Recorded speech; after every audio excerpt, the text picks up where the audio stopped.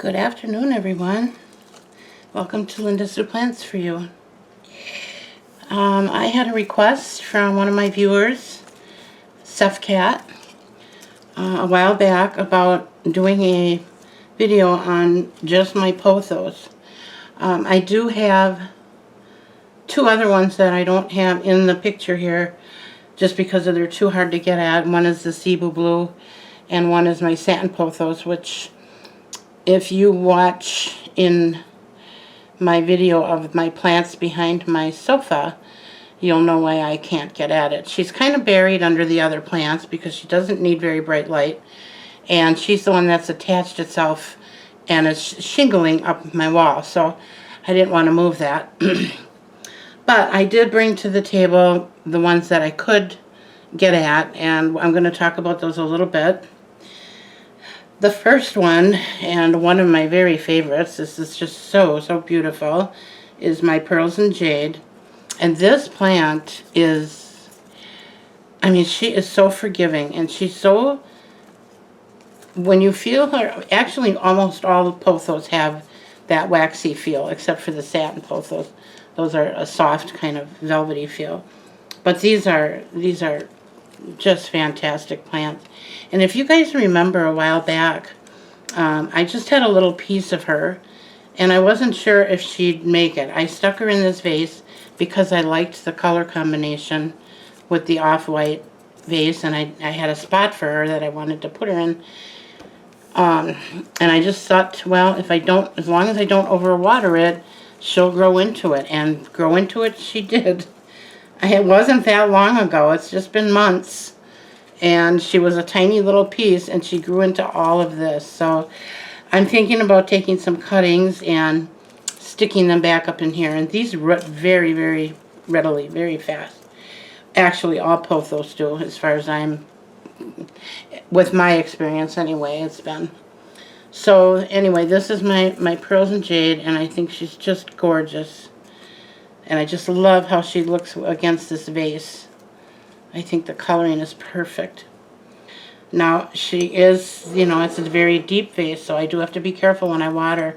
I make sure and let her dry out almost completely before I water her. In fact, I do that with all of my pothos because they can bounce back very quickly from being underwatered, but they don't like being overwatered. So that is one of the keys to my success anyway.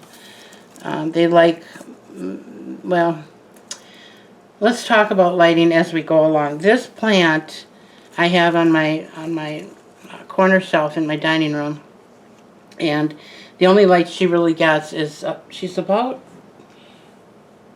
well, I guess she gets pretty good light. She's she's about a foot away from my floor lamp, which has an equivalent to a 100-watt LED, and she does get, that's where her light comes from. That's all she gets. So that's a lot. I mean, that's a good amount, but it's that's her only light source. Okay, let's stick her in the back here. This is your normal golden pothos. She's not looking too happy right now. That's my fault. She needed water. I was putting off watering her because she needs to be repotted. I have her in this, oh, and I see she's got a dead leaf. I have her in this little pot here, and I can see that she's very crowded. So I'm getting ready to repot her. I did throw some water in her just because I didn't want her to go too much longer, and I'm not sure if I'm going to get to that today. I wanted to do that earlier today, but I got busy, so I wasn't able to. But even with the somewhat of neglect, you can see she's growing. She's growing very well, very nicely. This plant, I should tell you, is what was not left from, but my husband, my father and my husband's mother, my mother-in-law, both passed away in the same year. And this plant was from her wake. It was big and beautiful. It was about, maybe 2.5 to 3 feet tall. It was on a trellis. And she had a lot of golden running through her. She was a beautiful golden pothos. And when I brought her home, she just kept declining and declining, declining, till she almost died. Well, then I moved her like 3 different times, and then I finally got her in a spot that she was happy, and boy, oh boy, she took off like crazy. I grew this plant to be about 13, almost 13 feet tall. Well, then one day I started noticing that she was declining, and again, no rhyme or reason. Well, I know now it was probably the thrips issue, but I say probably because I really don't know for sure.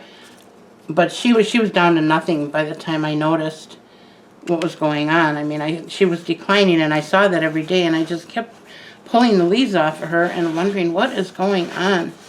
And I said to my hubby, I said, maybe we should try repotting her. Well, we couldn't really do that in the house because of the size. So I said, as soon as the weather warms up, we're going to take her outside and repot her. Well, before we could even do that, she just totally, pretty much died on me, other than the roots.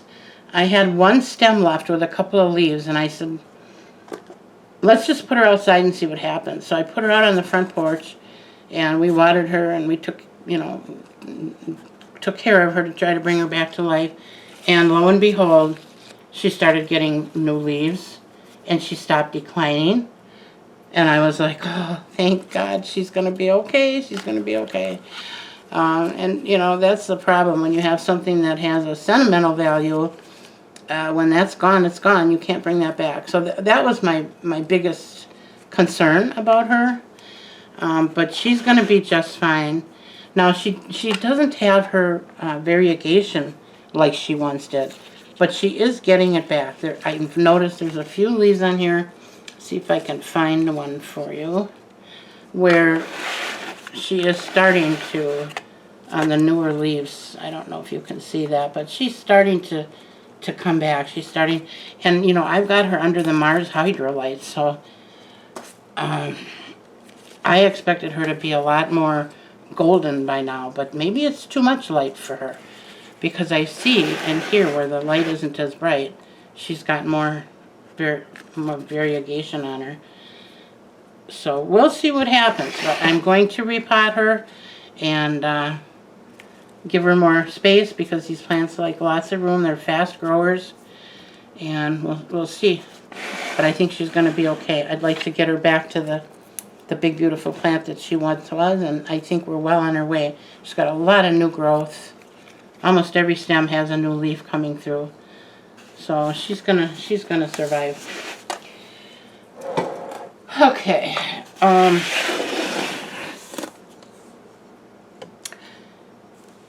This plant.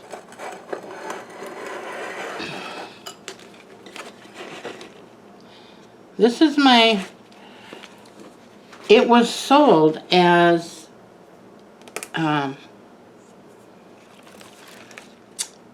a Hawaiian Pothos. Now, I never heard of a Hawaiian Pothos, and I'm not sure what this is. I thought it was a golden pothos, and that's why I bought it, and I just broke a leaf. Darn. Oh.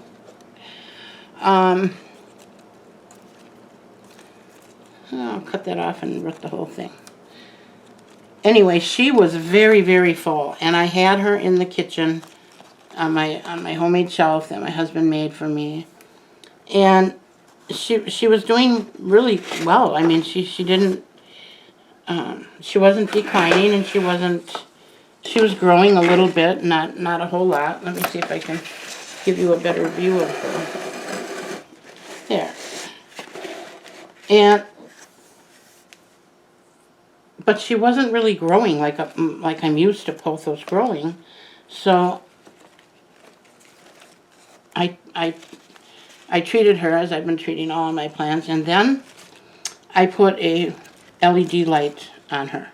Now, I don't put that on her every day, but I do it periodically, probably every other day, sometimes every 2 days, to give her that little extra light boost. And that's been helping.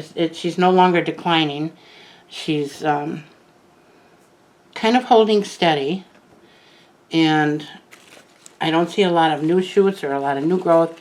Periodically she'll get a new leaf, but not like I'm used to. So I still haven't quite figured out that sweet spot for her, but she seems to be okay where she is. So we're just going to wait and see what happens. But these golden pothos seem to be very fussy about their lighting. It's either too much or not enough. There's a sweet spot in between there, and I haven't quite figured it out yet. But she does have signs of thrip damage as well, so I'm assuming that contributed to her initial decline. But I think we got that all handled now, hopefully, and she's going to be okay.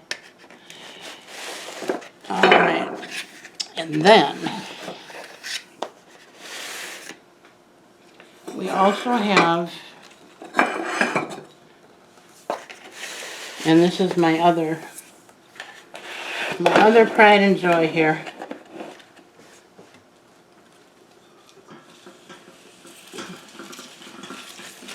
Get this here without dumping it over.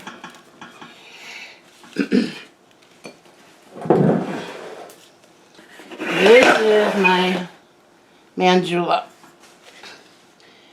And she was sold as a marble queen. I got her at Kmart. Not last winter, but the winter before. And let me see if I can get this a better picture here in the camera.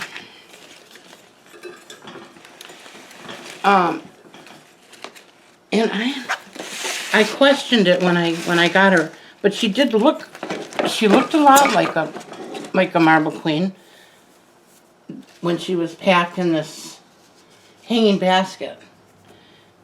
And so that's how I was treating her. That's how I was watering her.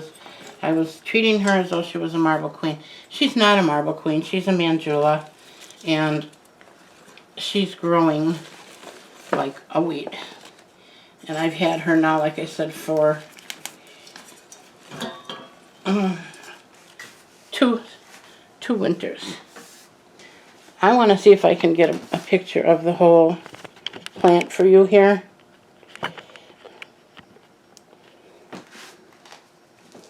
Bear with me a moment while I lift the camera.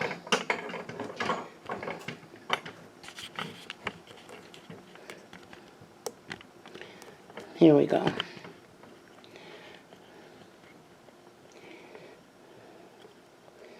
Hopefully you can see that.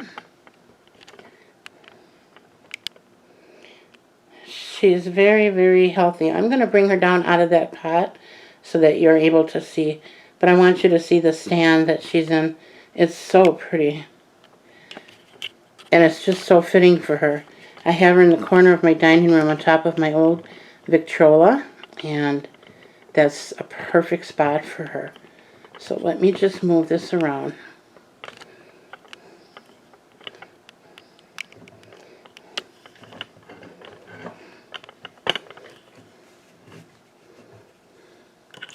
Days like this, I wish I had a camera girl or guy to help me, but...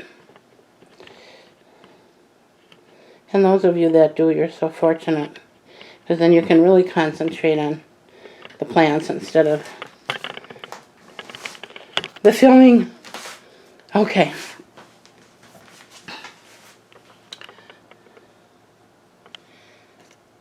Alright, I'm going to take her out of here so you can see her. Hopefully you can see her better. And bring the camera down. But she is just gorgeous. Now, I've heard a lot of talk about these plants needing really bright light. And I gotta tell you, I don't have her in a bright light. So,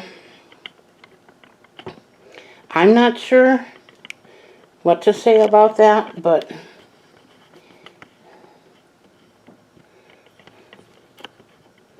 you can see the variegation on her leaves. right? She's beautiful. And she's in kind of a dark corner. There. Perfect. Now there are a few leaves that don't have the variegation on her, but for the most part, most of them do. And they're on the same stem, like these two, for instance. So it's maybe just a freak thing, kind of. But just look at her. I mean, she's just gorgeous. And again, the leathery, waxy leaves. But look at all the color on her. Oh, there's a dead leaf. Don't want that in there. And some of these leaves, in fact, the ones that didn't get as much light, the leaves got a lot bigger. And I'm going to try and pull this around. This stem on this plant is very long, and I don't want to knock it over. I don't want to break it. But she too needs to be repotted into a little bigger pot.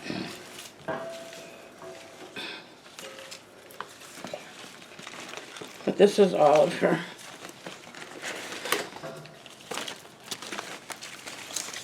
She is very long, very big.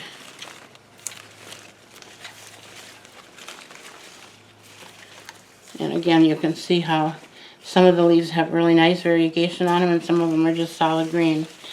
And I'm not sure if that's a lighting issue or not. I don't believe it is, because I would think, you know, if the leaves are right next to each other, they're getting the same amount of light, right? I'm just looking at this thing. I'm going to say, if I was to stand this on the floor, it would be above my head, and I'm 5'4", so it's got to be at least that high, or that long. And like I said, she's in a dark corner of my dining room, so she doesn't get a lot of light. But yet she's giving me beautiful color and growth, growing like a weed. So, and I have all of these in the same kind of soil, just my regular mixture of potting soil and coco coir and perlite, and a little worm castings I throw in now and then, and I feed all of these the same. I feed all of my plants pretty much the same, except for my calatheas or calatheas, because I did notice that they don't like to be fertilized as often as my other plants. They start acting up. So, but otherwise I water with a synthetic fertilizer every time I water, and that's diluted by 1/4. It calls for I believe it's a teaspoon, and I use a 1/4 teaspoon per gallon of water.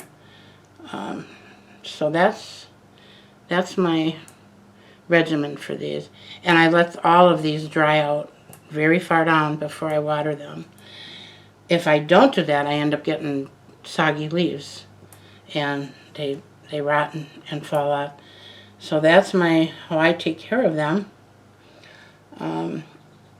Average temperature in my house is 68 to 70.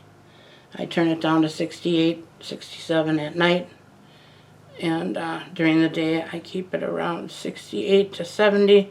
Unless it's really windy or cold out, then I've cranked it up as high as 72, 73. But most of you know that I don't do well in the heat, so my plants have become accustomed to the temperatures that I need, thank goodness. But that's about it. I do have a Marble Queen cutting that I'm starting. I don't know what's going on with that. I had problems with that. I couldn't get it to grow, and it's finally now starting to take off. Maybe I'll grab that and show you.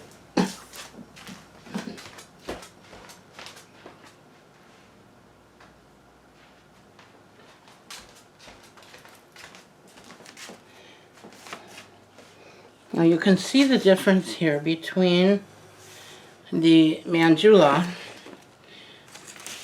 and the Marble Queen. Her leaves are much longer and more slender, and her marbling is much more of a marbling effect instead of the painted on look, which is what the Manjula is.